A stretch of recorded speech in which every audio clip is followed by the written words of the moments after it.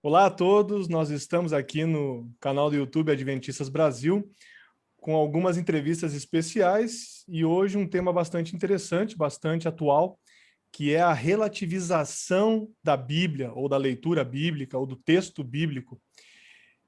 Nós vamos conversar um pouquinho agora com o bacharel em teologia, mestre em teologia bíblica, doutorando em Bíblia hebraica, capelão na Escola do Pensar. Ele é pastor e membro do Instituto de Estudos Judaicos, Fyodor Meyer, membro da Adventist Theological Society International Organization for the Old Testament Studies e da Associação dos Biblistas Brasileiros. Ele, portanto, é um estudioso da Bíblia e uma pessoa que tem constantemente pesquisado sobre esse assunto. Eu estou falando do pastor Sérgio Monteiro. Tudo bem?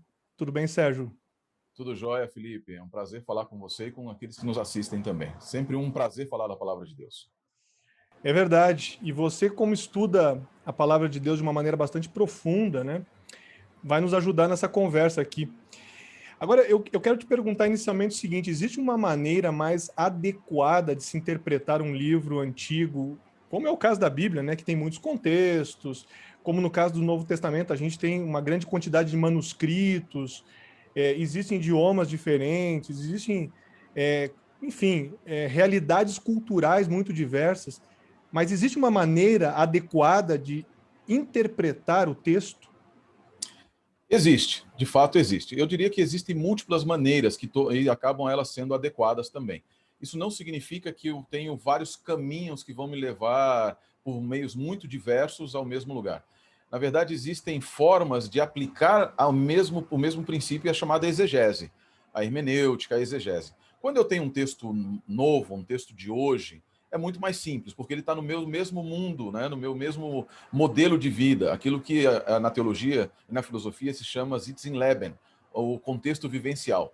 Quando eu estou numa batalha, isso é interessante, uma batalha para entender um texto antigo, fora do meu contexto, não apenas um texto antigo do Brasil, por exemplo, em língua portuguesa, entender Camões. Eu me recordo quando estudei letras, que eu tinha que estudar Camões, estudar os textos antigos. O português já era difícil, o português das Lusíadas. Agora você imagine que você está num contexto diferente, num tempo diferente, numa mundividência e cosmovisão diferentes. Obviamente, então, você precisa ter humildade, a primeira coisa é humildade, para reconhecer que você jamais vai conseguir alcançar totalmente a total compreensão do texto sem nenhum tipo de falha. E como é que você faz isso? O princípio básico da exegese um binômio. Vou lá e volto para cá. E o que é o vou lá? Eu preciso ir até o local.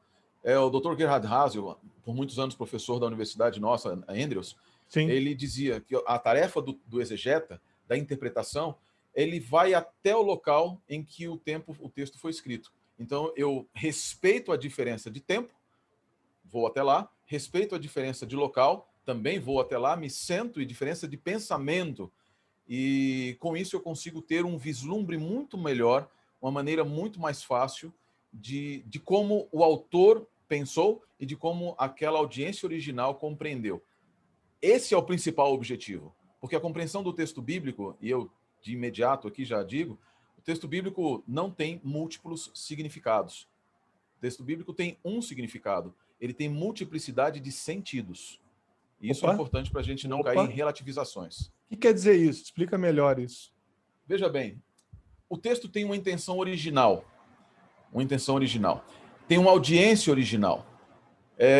Isso é o significado do texto. A interpretação do texto ela tem que te levar a descortinar o significado intentado pela inspiração por Deus, através do profeta, através do autor, para aquele momento. Esse é o significado. O texto não vai ter um significado que se modifica em cada momento.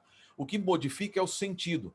Significado é objetivo, percebe? Significado é objetivo. Sentido são as aplicações contextuais, pessoais, circunstanciais do texto bíblico. Isso é permitido, isso é muito bonito, mas eu não posso jamais dizer que um determinado texto tenha múltiplos significados que se modificam dependendo do contexto em que você vive. Isso é relativização. Esse é o grande problema de muitas leituras de hoje. A confusão entre significado e sentido. Repito, texto de Gênesis, por exemplo, o Cântico do Mar, ele tem um significado. E qual é o significado do Cântico do Mar?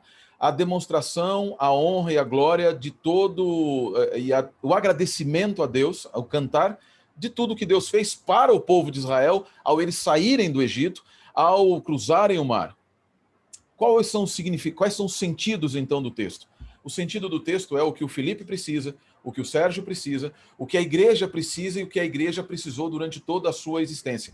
É por isso que eu tenho o significado do texto do Cântico do Mar primário, e eu vou ter a aplicação desses sentidos do texto sendo apropriados no Cântico de Moisés, que é uma parte do Cântico do Mar, no Cântico de Vitória do Cordeiro, que está em Apocalipse. Então eu vou remodelando? Não. Eu vou reapropriando, me apropriando daquele significado original e trazendo sentidos e encontrando sentidos do texto para a minha vida, para aquele momento em que eu vivo. Eu, com isso, preservo o contexto objetivo e absoluto do texto, mas eu consigo ter a múltipla e viva palavra de Deus sempre me tocando. Pois é, muito interessante que você falou, porque isso vai nos ajudando a entender, então, que não existe uma ressignificação do texto bíblico, né? E sim uma aplicação diferenciada de acordo com as circunstâncias. Agora, isso é muito interessante, porque muitas vezes, então, um termo que está lá na Bíblia, ele precisa ser respeitado na sua originalidade e não simplesmente ser feita uma nova leitura dele por causa da experiência. Eu queria que você falasse um pouco. Às vezes, hoje nós temos visto que muitos cristãos têm dito, não, a minha experiência determina aquilo que eu entendo da Bíblia.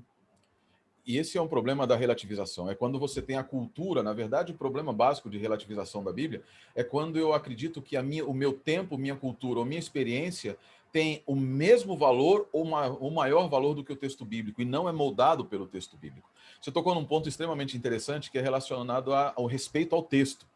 De fato, quando nós analisamos assim teologias do século XIX para cá, teologia existencialista, ou a teologia do encontro, em que a palavra de Deus deixa de ser a palavra de Deus para se tornar, no momento em que ela tem sentido para mim, olha só, sentido para mim, eu tenho que ter um encontro com Deus através, não do significado objetivo do texto, mas de como ele me encontra e de como eu o interpreto baseado no meu modelo, no meu momento. Isso tem muito a ver com a experiência, né? Exato, é justamente a ideia de que o texto em si, o texto, quando ele sai da mão do autor, ele já é um organismo vivo e não pertence mais ao autor, mas ao leitor. Isso não pode ser aplicado à Bíblia, porque a Bíblia não é o fruto de um autor humano, mas de um Deus que é soberano.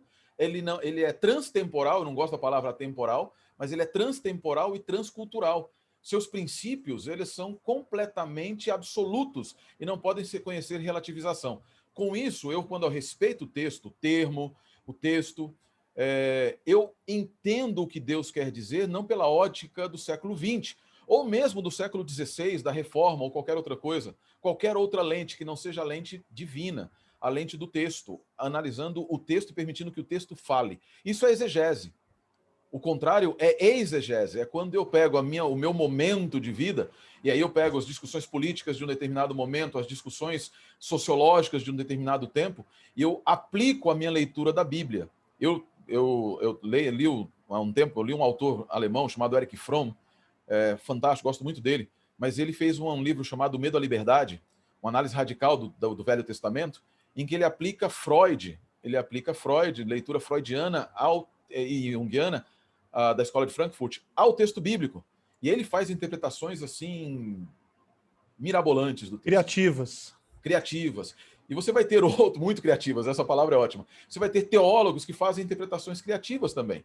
Rudolf Bultmann, um grande teólogo alemão, um ótimo teólogo alemão, mas ele, com o processo dele, ele dizia assim, não me importa saber a história por trás do texto, importa apenas o querigma, que é a mensagem que me alcança, é a pregação.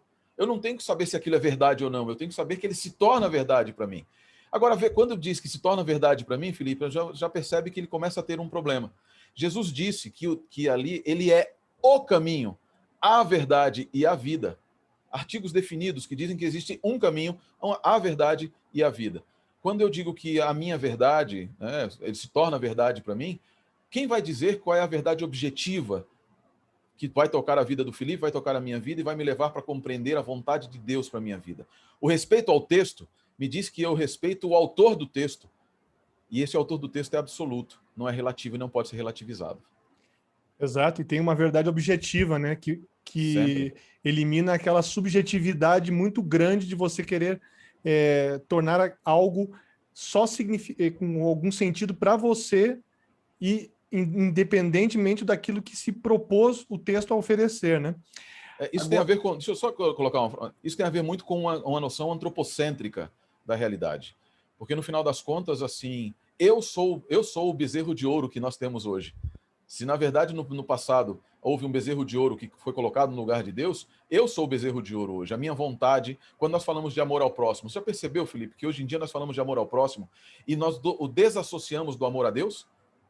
Ou colocamos por cima do amor a Deus e colocamos o amor ao próximo como uma desculpa para não cumprir os ditames divinos muitas vezes. É óbvio que o amor a Deus se manifesta no amor ao próximo, isso é fato. Mas ele a manifestação do amor ao próximo, o amor ao próximo é uma manifestação do amor a Deus. Ele não é... Ele sozinho não serve para nada. Ele vai ser obras e vai ser um bezerro de ouro também. A noção antropocêntrica que eu dizia é essa. Quando nós pensamos que a minha verdade é maior do que a verdade absoluta. E as minhas verdades e as nossas verdades são o parâmetro pelo qual eu meço a verdade de um Deus que para mim deixa de ser o centro, para que eu seja o centro. interessante. O que você, então, de maneira final aí, Sérgio, o que você recomenda, você que é como alguém que preza muito pelo texto bíblico, o que você recomenda para quem deseja compreender mais profundamente o que a Bíblia tem a oferecer? De repente pensa assim, tá, ok, eu quero realmente entender o contexto, o texto bíblico, eu quero aprender realmente o significado dessa mensagem para a minha vida. A primeira coisa é entender significado. A primeira coisa é não buscar sentido de imediato no texto bíblico. O texto bíblico, ele primeiro e antes de mais nada, você precisa ir até lá, sentar-se. Seja um bom aluno, um bom aluno. Entenda o texto bíblico como a didática do maior de todos os mestres. Sente-se diante dele, humildemente. Não tente levar a ele perguntas e nem pressupostos metodológicos e filosóficos ou sociológicos, psicológicos ou qualquer outro ógico que tenha na sua vida hoje. Apenas chegue a ele e diga assim, eu me esvazio. Eu gosto daquele princípio de Descartes, né? Eu me esvazio, eu preciso me esvaziar. A ideia, então, é que você chegue diante do texto bíblico sem preconcepções. Não vá ao texto bíblico buscando a leitura social, uma leitura da teologia popular, ou de qualquer teologia, e aqui eu me aventuro a dizer, nem mesmo da teologia adventista.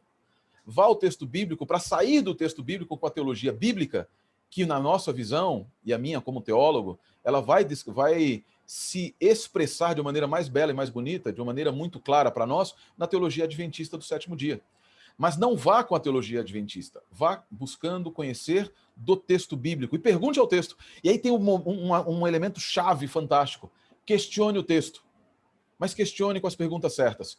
Não pergunte o que aquele texto quer dizer para você primeiro. Primeiro pergunte o que Deus queria dizer para a humanidade com esse texto. O que Deus quis dizer para aquele povo que escutou naquele momento com aquele texto. Qual o significado? Será que E aí tem questões mais técnicas que no outro momento a gente pode falar. Preste atenção em várias traduções. Não se contente com uma só. Preste atenção, busque dicionários bíblicos que te ajudem a compreender o contexto cultural. Não interprete o contexto do tempo daquela época com as discussões de hoje. Aquele tempo não tinha preocupações com esquerda, direita, centro superior e etc. Aquele tempo tinha preocupações muito diferentes dessas. Pergunte para o texto qual é a preocupação daquele momento e qual é a resposta que o texto dá para aquela preocupação. Esse é o significado. Depois, você pode sim trazer os princípios e aplicar para questões e circunstâncias do presente. Aí sim, você vai entender o significado e poder aplicar os sentidos. E você vai ver como a sua experiência com a Bíblia, a sua experiência com Deus, a sua experiência com a divindade, a sua experiência de salvação serão renovadas em todas as manhãs e vai compreender a razão pela qual a Bíblia é multiforme e viva em todos os momentos. Excelente, hein? Aprendizado agora, hein? Obrigado aí, pastor Sérgio Monteiro, um profundo Prazer. estudioso da Bíblia aí, conversando com a gente um pouquinho sobre relativização. Obrigado pelo papo, obrigado pelo tempo. Que Deus nos abençoe e nos ajude aí nessa caminhada para sermos estudiosos e estudantes cada vez mais aplicados aí da Bíblia Sagrada. Amém, que assim seja, que o Eterno abençoe a todos.